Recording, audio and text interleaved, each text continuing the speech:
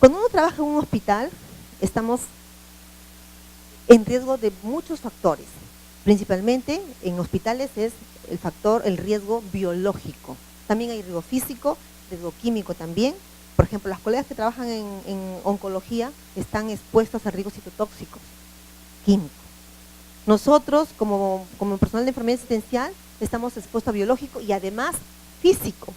¿Cuántos trabajan años y de repente resultan, me duele aquí, me duele acá? Porque hacemos una mala mecánica corporal y no sabemos cómo manejar nuestro cuerpo a la hora de levantar peso, ¿no? Y también por los años que estamos, ¿no? Pero como le dije, estamos para poder corregirnos, ¿no? Y cambiar. Este es el último, lo paso de tiempo, ¿ya? Es otro videito.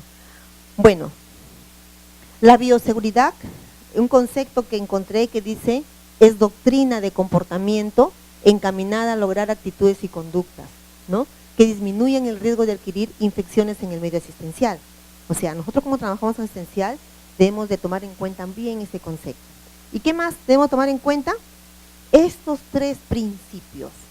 Esto me acuerdo que me enseñaron en pregrado y yo no lo tomé mucha importancia. Cuando reacciono en la especialidad digo, eso me enseñaron cuando estaba en tal ciclo. Hasta ahora, pero sigue en el tiempo, se mantiene en el tiempo. ¿Y qué principio es? El primer principio de universalidad. Por ejemplo, si llega un paciente por la emergencia, ingresa por la emergencia, ¿usted sabe el diagnóstico que tiene? No, ¿no es cierto? Hasta que le hagan sus exámenes y todo. Por lo tanto, tenemos que usar este principio de la universalidad, que a todo paciente es potencialmente infectado. Porque qué bueno fuera si el paciente llevara un rótulo acá y dijera, hola, yo soy multidrogoresistente, hola, tengo SIDA, hola, yo tengo, no sé. No. Entonces por eso tenemos que hacer uso de este principio que es viejitos pero buenos, como dice, ¿no? Que tenemos que dar uso, ¿no? Entonces, como le dije yo, en pregrado me acuerdo, pero yo hasta la especialidad reacciono, sí me enseñaron, miren, y recién estoy tomando conciencia de ello. Pero no es tarde, nunca es tarde.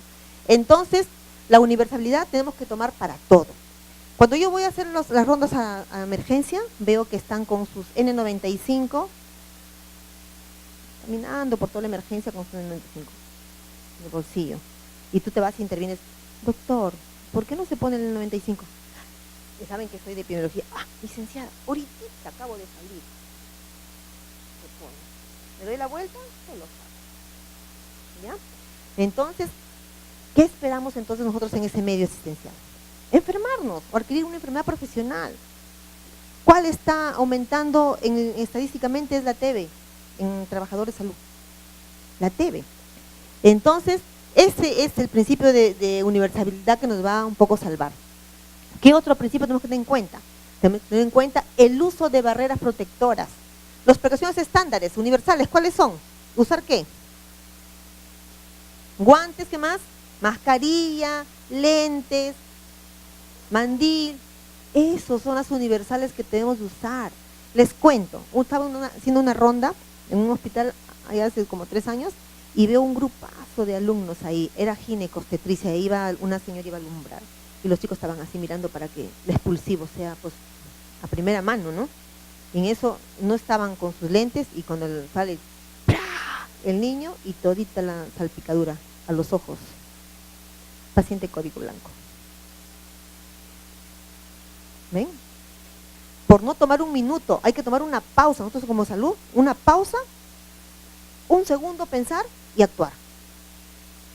Yo tengo una familia, mi cuñada que es enfermera que se pinchó también. La pobre hasta ahorita no vive tranquila, a pesar que ya pasó el periodo de ventana, pero igual está con esa idea. Y no trabaja bien. Entonces tenemos que usar nuestras barreras protectoras, hacer uso de nuestras precauciones estándares universales que todos debemos usarlo. Muy allá de conocer el diagnóstico. ¿Ya? ¿Qué más? Los medios de eliminación de residuos sólidos también es otro tema. Que cuando de repente el tacho de punzocortante dice capacidad máxima, 3/4 partes, y yo está lleno y estoy que le meto, lo empujo, ¡chac! Accidente punzocortante. ¿Sabemos de qué paciente fue? Yo he visto llorar a enfermeras, a médicos en Almenara cuando yo roté salud ocupacional, con bisturí en sala de operaciones. Por eso, chicos, déjense una pausa. Primero piensen, si está muy lleno ese contenedor, pues que lo retiren y lo tapen, usen, ¿no? Y tiene que estar bien rotulado ahí que es con su bioseguridad, anuncio de bioseguridad. Es importantísimo cómo lo eliminamos. Por ejemplo, acá hay un contenedor rojo y un contenedor negro. Lo que yo tengo que eliminar, papel, todo común, al negro, lo pongo en el rojo. Y así al revés. Perjudicamos a nuestro hospital. ¿Por qué? El hospital, este contenedor es rojo, el contenedor rojo que se llena, este contenedor se lo lleva a un residuo final que hay que pagar por kilo para bajar la carga, tratarlos. El hospital no paga poco, por un hospital saca más o menos una tonelada y media, y el hospital tiene que pagar el tratamiento de ese residuo. Y si nosotros inflamos a ese tacho rojo, le metemos. Pues va a faltar alcohol, va a faltar papel, porque en vez que nos den, va a gastar allí. Nosotros tenemos que, lean la norma técnica 096 de manejo de residuos sólidos hospitalarios. Está muy bonita, hay gráficos ahí para que ustedes vean. Entonces, esos medios de eliminación hay que saber disponerlos. Si es rojo, pues rojo. Si es negro, negro. Y si es amarillo, amarillo. Rojo es básicamente, así ojos cerrados, todo residuo va en el rojo que tenga contacto directo con el paciente. Guantes, mandilón, qué sé yo. Y va al punzocortante, va todo lo que hinca, lo que punza, lo que corta. ¿Ya? Frascos, ampollas, ahí. Ahora, en el amarillo, cuando ustedes tienen frascos de repente de medicamentos que tienen cintillo de metal, pues pida usted una bolsa amarilla porque es un residuo especial. ¿Ya? No sé si su hospital tenga esa, porque siempre hay epidemiología y hay un ambiental, ingeniero o la enfermera que maneja. Entonces, usted pregúntele. Hay una norma 096 que dice que tengo que tener rojo, negro y amarillo. ¿Ya? Y más mi contenedor punzocortantes. Entonces, con estos tres principios básicos, tenemos que cuidar nuestra salud, cuidarnos para no accidentarnos. El riesgo biológico está en todos los hospitales, el principal, porque también hay riesgo químico y también hay riesgo físico, como le decía, cuando cargamos el peso también, de repente cuando estamos en la UCI y trabajamos encima del hombro, resultamos con hombro doloroso, la columna que me duele el lumbar, pues tenemos todos los riesgos, pero el principal riesgo de salud es el biológico, ¿ya? El biológico. ¿Qué es el riesgo biológico? Son todos aquellos organismos vivos y sustancias derivadas de los mismos presentes en el puesto de trabajo, ¿no? Ahí están las bacterias, los virus, todos con apellidos y nombres, ¿no? Todos están ahí. Entonces, los factores que afectan la exposición del personal son la transmisión aérea, la transmisión por contacto, la transmisión por gotitas, ¿no? Entonces, aumenta con la concentración de partículas infecciosas y el tamaño, también depende del tamaño del inóculo. Si el inóculo es más pequeñito, 5 micras a menos, es una transmisión aérea. Y si el inóculo es un poquito más grande, 5 micras arriba, es una transmisión por gotitas, ¿ya? Y para cada transmisión tiene su mascarilla. Nada que la N95 es mejor, la quirúrgica es menor, no. Las dos son súper buenas y están elaboradas para tal o cual mecanismo de transmisión. La N95 básicamente es aéreo. Y la mascarilla simple de 3 pliegues que le llamamos es para transmisión por gotitas, ¿ya? Entonces, ¿la exposición aumenta con la prevalencia de la enfermedad? Sí, la cantidad de sangre y con el contacto no con instrumentales punzocortantes también. ¿Qué más? Se realiza también por los riesgos, bueno, se da por la manipulación del material contaminado con sangre o otros fluidos corporales, ¿no? En pacientes que tienen hepatitis B, C y VIH. Deficiente disposición y almacenamiento de los residuos sólidos, lo que decíamos, no es de repente el contenedor apropiado. Y también lean un poquito, porque la norma técnica dice que los hospitales tienen que tener contenedores tubulares. ¿Qué quiere decir? Un círculo, el contenedor así, y un círculo adentro. Ya no se puede usar el vaivén porque se contamina. Ya, ahí está una norma, lean bonito y ahí dice. contenedores tubulares en hospitales. ¿Qué más? No cumplir con los principios de bioseguridad, lo que dije, también, por eso nos exponemos mucho.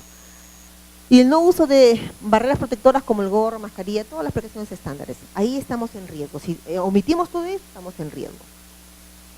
Esto me enseñaron en el pregrado, la cadena epidemiológica. A veces aburrido es, ¿no? Cuando yo veía epidemiología, ¡ay, qué aburrido! Decía yo. Pero ahora sé que es importante. ¿Ya? Pero básicamente es saber lo mínimo, ¿no? Sabemos que la cadena epidemiológica tiene varios eslabones, en los cuales el primer eslabón va a ser siempre va a ser el agente causal. ¿Qué causa? Puede haber un agente causal biológico, físico, químico. El biológico puede ser como un ejemplo, Mycobacterium tuberculosis que causa la TBC. El físico, les pongo un ejemplo clásico. En el micro, todos van con sus audífonos, ¿cierto? Y se escucha la música de su acompañante en el carro, ¿cierto? Ese es un agente físico que está dañando el oído y el chico, la chica o quien escucha alto volumen fuera del límite permisible en ruido va a tener hipoacusia. El límite permisible en el humano es 85 decibeles. Pasado ese límite es acumulable. Claro que ahorita no vas a escuchar música y mañana te haces sordo. No, eso es acumulable. Es ejemplo de físico. Químico, las colegas que trabajan en oncología, que están en contacto directo con los citotóxicos, también. ¿Ya? Se le cae el cabello, qué sé yo, están con dolores de cabeza, una serie de cosas. Todo eso hay un agente para la primera cadena del eslabón, es de la cadena, es el agente causal. Puede ser físico, químico, biológico. Va a existir un reservorio, que va a ser el mismo paciente quien esté enfermito, ¿no? Y también una puerta de salida. Por ejemplo, el Mycobacterium tuberculosis, ¿por dónde sale? Vías respiratorias, ¿cierto? ¿Qué más? El modo de transmisión puede ser directa o indirecta. Directa porque si un paciente viene con tuberculosis pulmonar, estornuda en mi cara, pues directamente. Y si yo llevo de repente el etoscopio de un paciente, de un multiresistentes resistentes a un, qué sé yo, niño, una gestante, lo llevo ahí, lo voy a transmitir indirectamente, ¿ya? Porque ahí se pegan los micobacterios. Va a haber una puerta de entrada también para el huésped susceptible, ¿cierto? Y cuando ya entra el huésped susceptible, se va a desarrollar la enfermedad. Nosotros tenemos que conocer esta cadena epidemiológica de las enfermedades, ¿para qué? Para intervenir, para romper la eslabón, para que no se lleve a cabo la enfermedad, ¿ya? Los factores de riesgo, hay 3 factores de riesgo aquí, ¿no? Del mismo paciente, ambientales y de la atención que se le da al paciente. Por ejemplo, en cuanto al paciente, los factores son muy importantes pero poco modificables, porque por ejemplo, si viene un paciente y tiene 80 años, ¿lo puedo modificar? No lo puedo modificar, se queda con sus 80 años, ¿cierto? Entonces, son importantes. El género tampoco lo puedo modificar, pero la desnutrición sí lo podría modificar, ¿cierto? ¿Qué más? La enfermedad de base, también quizás con tratamiento, ¿no?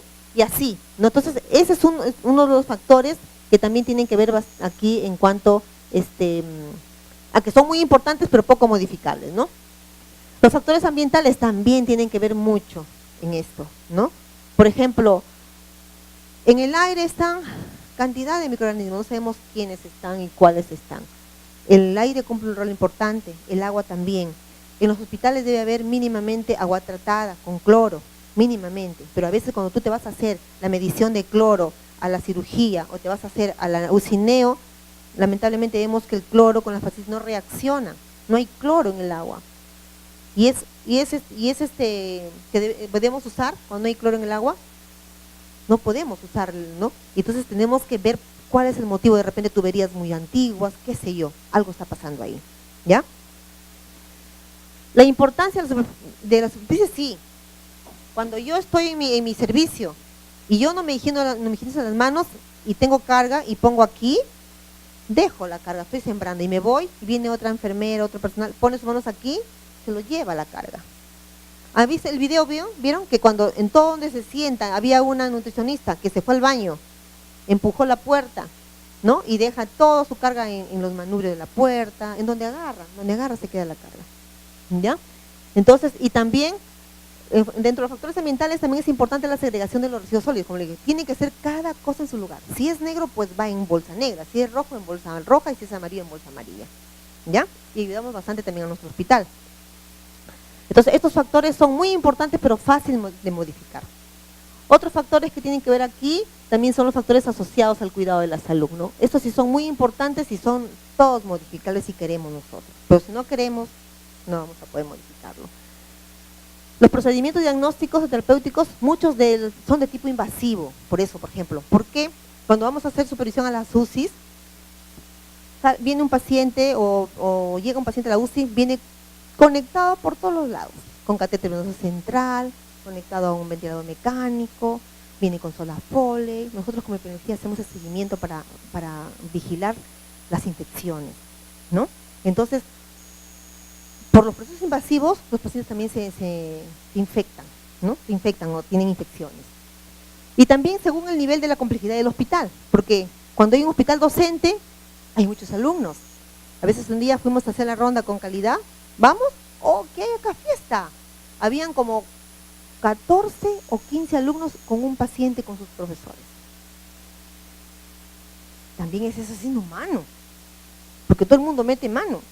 Está bien, yo también soy alumna, pero nosotros hemos hecho un documento que el docente del hospital, que pues haga sus rotaciones con 4 mínimo, no con 15. Cierto también, eso también tiene que ver mucho en estas secciones. ¿Qué más? Según las prácticas locales, ¿no? Hospitales docentes, cuando es docente, como le dije, también ahí sí, bastantes infecciones, ¿no? Son muy importantes y modificables estos factores. En los hospitales existen aislamiento, ¿cierto? Aislamiento, que también para nosotros es bastante importante para poder evitar las enfermedades que tienen los pacientes, o sea, para evitar contagiarnos, ¿no? Dentro de los hospitales tenemos 2 tipos de precauciones.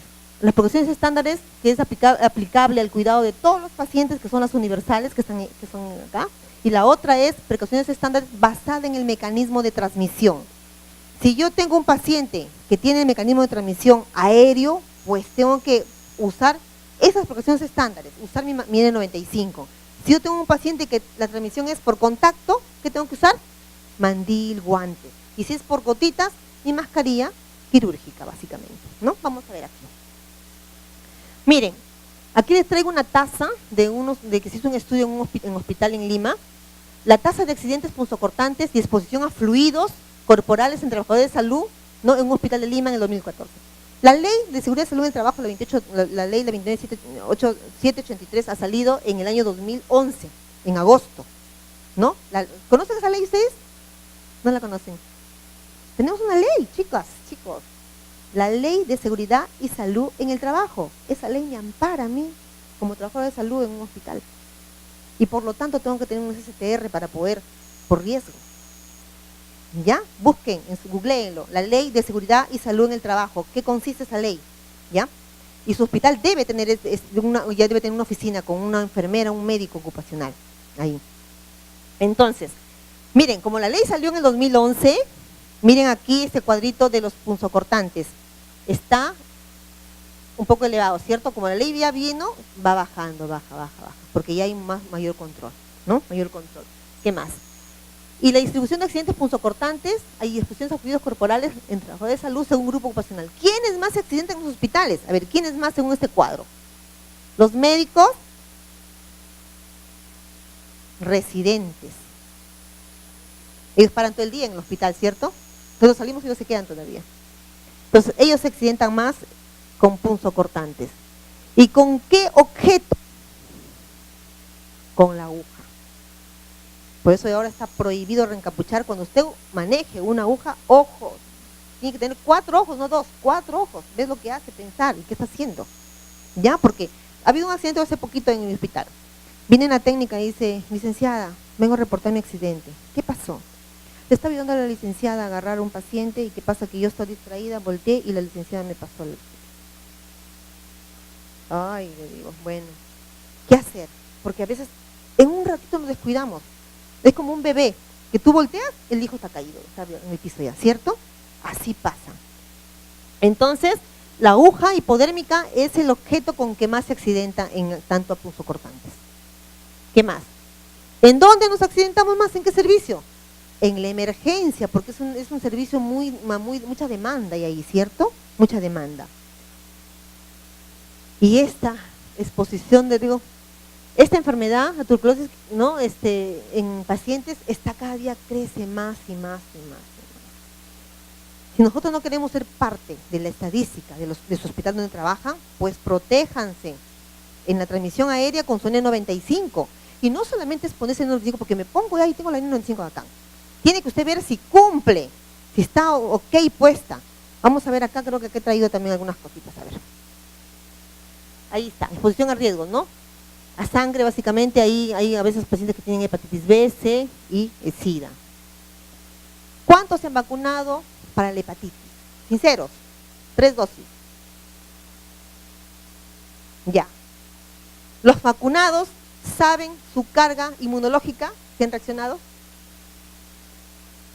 No es simplemente vacunarse, es averiguar si está usted teniendo respuesta. En su hospital le hacen en su laboratorio, o pagan un laboratorio particular, digan, vea mi carga, tengo reacción, tengo carga, no, estoy reaccionando, no. Mi inmunología está bien. Muchos personal de salud que tenemos 0 de inmunología con 3 vacunas. Imagínense. Es importante, la vacuna para la influenza, para la hepatitis y para el tétano. Esas 3 vacunas no deben faltar en cada personal de salud. Tenemos que vacunarlo. Si no lo han hecho, háganlo. Y tienen que esté vigilándose si tienen o no tienen respuesta a la inmunología. Aquí está la famosa transmisión de microorganismos por las diferentes vías. Aérea, la más clásica es el Mycobacterium tuberculosis. Gotitas, y ahí está una serie de nombres y apellidos de los bichos, ¿no? Y por contacto también, ¿no? Pero esta es la más, por eso está con amarillo, subrayado, porque tenemos ahorita estadística de los personal de salud que está enfermándose por eso. Y la transmisión por aire, pues como le decía, son partículas, inóculos de 5 micras abajo, menos de 5 micras, y están en el aire, ¿no? Cuando con un paciente de tuberculosis estornuda, tose, hable, sale su carga y está ahí suspendida en el aire. Tú pasas sin N95 y inhalas. Y si estás con tu carga inmunológica baja, pues tienes que enfermar. Claro, entonces hay que tener mucho cuidado, ¿ya?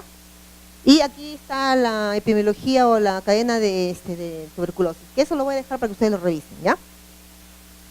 Eso es importante. Si yo sé que hay un paciente con transmisión aérea, pues me pongo mis precauciones estándar o hago uso de ellas, ¿no? Primero, paso 1 es esto, principal en donde usted se vaya.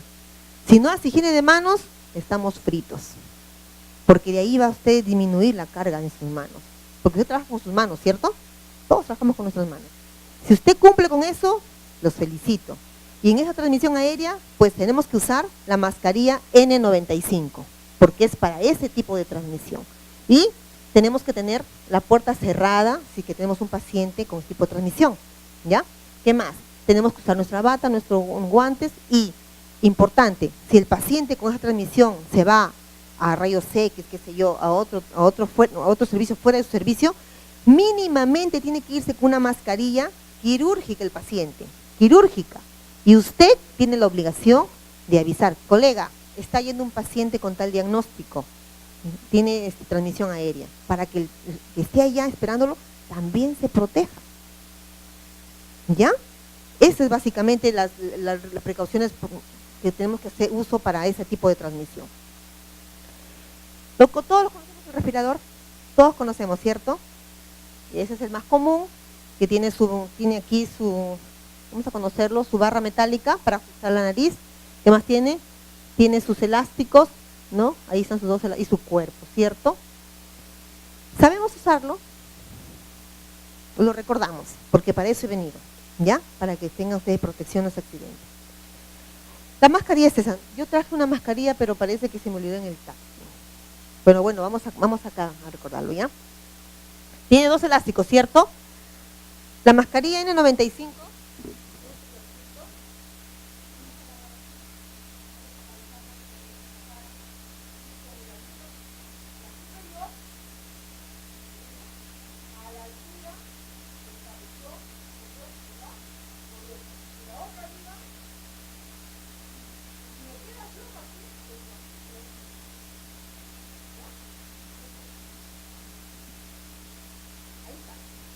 así como ven, ¿ya? el otro paso, ¿no? Ponerse la liga, primero calzarse bien en nuestro mentón, ya está con la otra liga, la inferior, y el cintillo no está de más. El cintillo metálico, usted con sus 2 deditos, de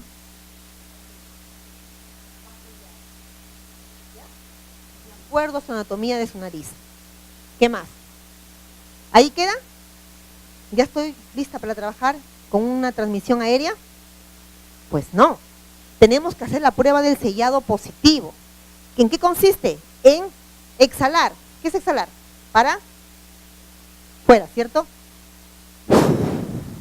Y si usted siente que no sale aire, usted revisa por acá, ¿no? Profundamente, esa presión se llama presión positiva. Debe ser, ¿no? Sentida, se siente clarito, ¿no? Si hay un escape de aire, entonces no está bien encajada o bien calzado a su cara. Ese es uno. La otra prueba es la prueba del sellado negativo. Ahí es, yo no siento que entra aire frío de afuera para adentro, entonces está bien calzado.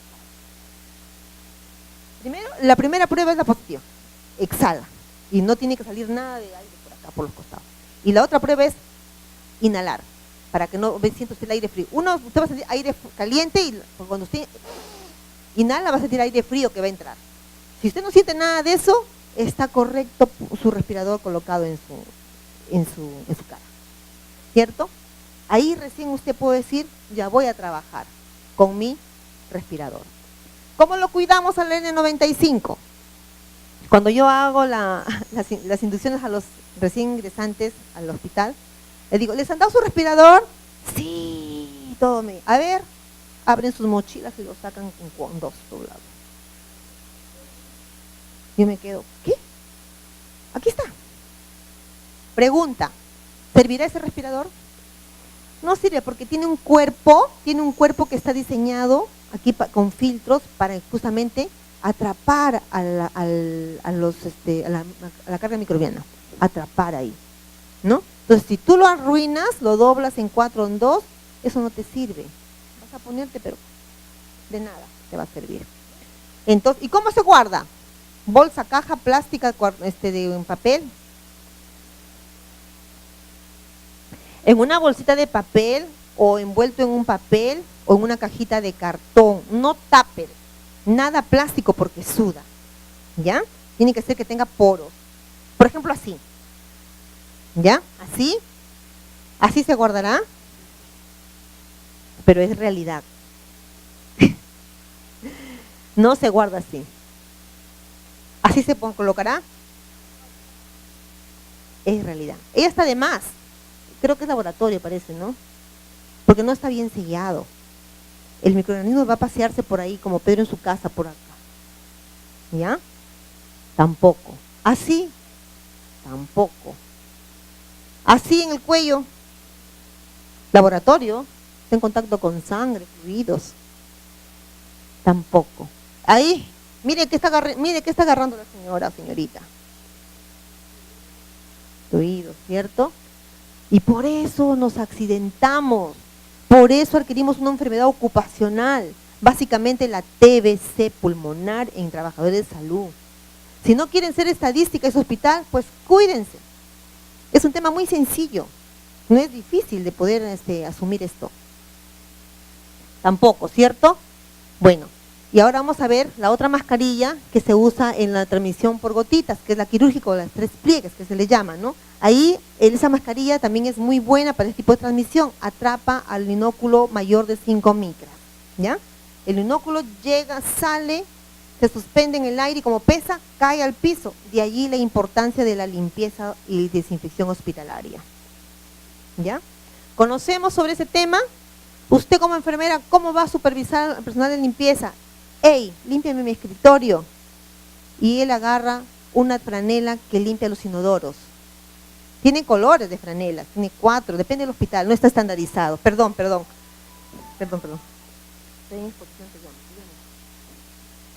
Entonces, el personal de limpieza de su hospital debe estar capacitado para una limpieza hospitalaria. Pero por la experiencia, hay que nosotros capacitarle a ellas.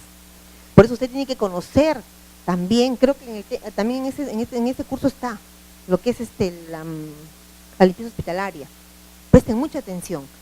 Según los hospitales, el trabajador operario de limpieza tiene 4 colores de franela: roja, amarilla, negra y verde. Igual también sus mechones. Por ejemplo, si yo estoy en la UCI, él tiene que tener un mechón para la UCI, un mechón para el baño, un mechón para áreas administrativas, no mezclar ni cruzar.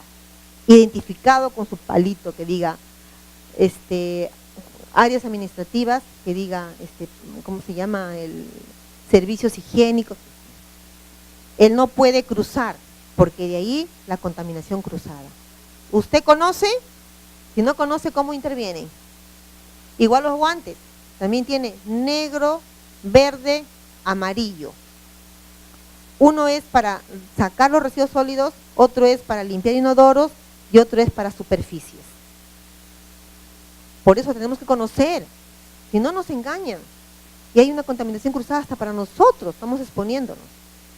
¿Ya? Entonces, nos salimos del tema, estábamos hablando de las gotitas, ¿cierto? Entonces las gotitas salen, como pesan, caen, y si no hay una buena limpieza y desinfección hospitalaria, vamos a contaminar, vamos a llevarlos por todos los lados. Ya. Y miren, esto basta, 1 metro nos basta para poder exponernos a este tipo de transmisión. 1 metro. Y aquí también dejo la cadena de epidemiología, la difteria, que es un ejemplo de ese tipo de transmisión. Y acá, precauciones estándares para la difteria, todo es higiene de manos, todas las precauciones. Y usar la mascarilla quirúrgica, que es para ese tipo de transmisión. Usar sus guantes, sus batas, la ubicación del paciente. En hospitales, por la estructura, no cumplimos con esa norma. El paciente está bien pegadito, cama, cama, cama, cama. Debe tener entre paciente y paciente una ubicación mínima de 1,80 metros.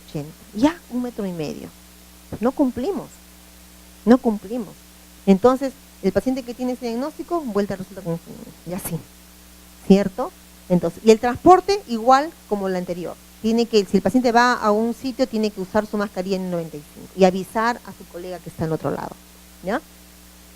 Esa mascarilla es buena también. A veces me dicen, no, esa es mala. Tienes que conocer a qué mecanismo de transmisión estás exponiéndote. Si no, no vas a identificarlo. ¿Ya? Ahí están. Respirador versus mascarillas, que las dos son buenas. ¿No?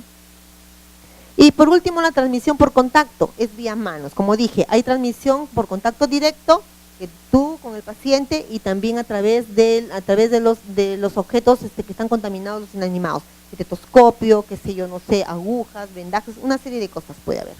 Esos 2 tipos hay en cuanto al contacto. Se puede transmitir. La hepatitis A es la más común en este tipo de transmisión, la hepatitis A. Y las precauciones que vamos a tener es higiene de manos en todo, como les dije, ¿no?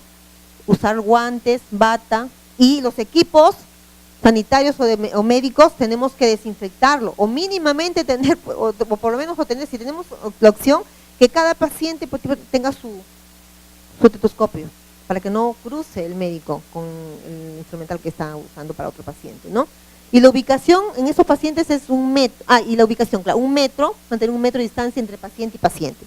Y cuando hacen la limpieza, aquí está el paciente con este tipo de transmisión, tiene que hacer la limpieza a 1 metro a la redonda del paciente, ¿ya? Para que pueda tener una limpieza efectiva. Y las manos es importante aquí. Ya vimos higiene de manos, ¿no? Es importante las manos, la higiene de manos, ¿no?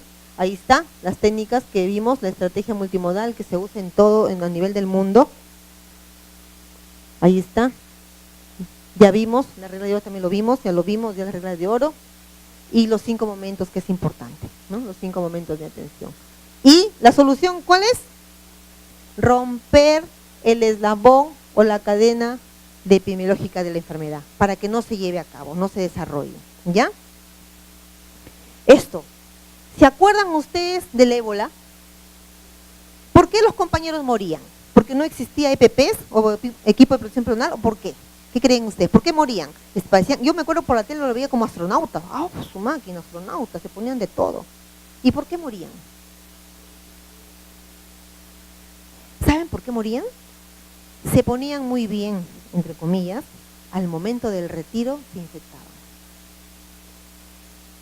Por eso quería traer esta laminita, es una lámina muy simplecita, que cómo colocar los EPPs y cómo retirarlos, ¿ya?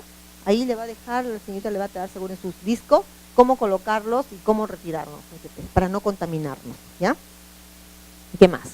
Como le dije, ya hablé de esto, de los residuos sólidos, que es importante, que tiene que estar cada residuo en su lugar. Rojo, rojo, amarillo, amarillo, negro, negro, ¿ya? Para no también perjudicar a nuestro hospital y también para no caer en una contaminación cruzada o accidente por parte de ustedes. Accidente.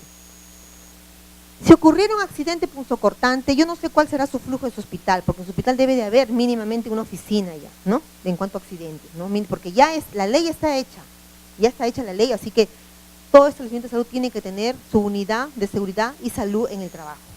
Si no lo tiene, tiene que implementar o poco a poco ir implementando ya. Si por A o B hay un accidente, ¿qué tenemos que hacer lo primerito? Lo primero que tenemos que hacer acá, en un accidente punzocortante, o también lo que fuera, pero vamos a adicionarnos en punzocortante, suspenda la actividad que está realizando y mantenga la calma. Porque si usted se va a desesperar, va a ser peor, no va a saber ni qué va a hacer. ¿Ya? Mantener la calma, luego identifique la fuente y material agresor. ¿Con qué se hizo? Aguja, bisturí, ¿con qué se cortó? Identificar lo que le produjo usted la herida, ¿ya?